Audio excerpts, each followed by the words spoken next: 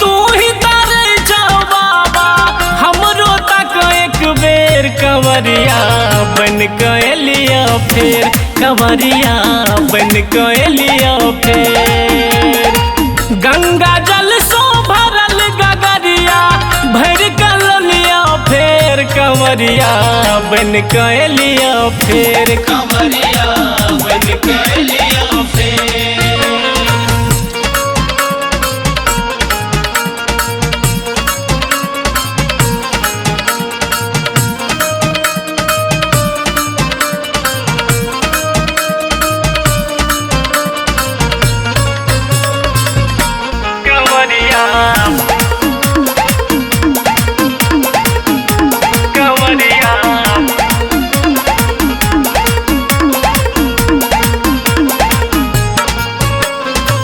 बड़ कठिन छै तोहर डगरिया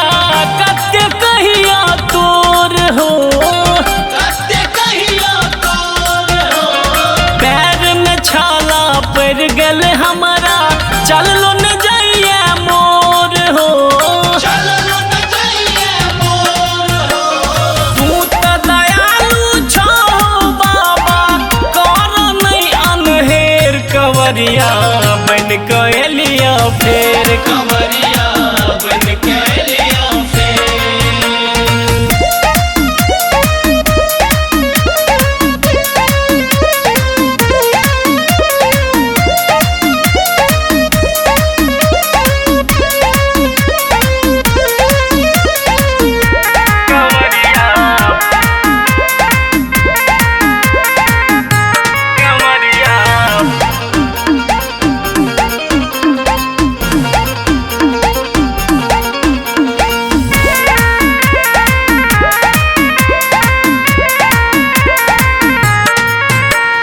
जे दुखिया तोर एला शरण में सबके केला उधार हो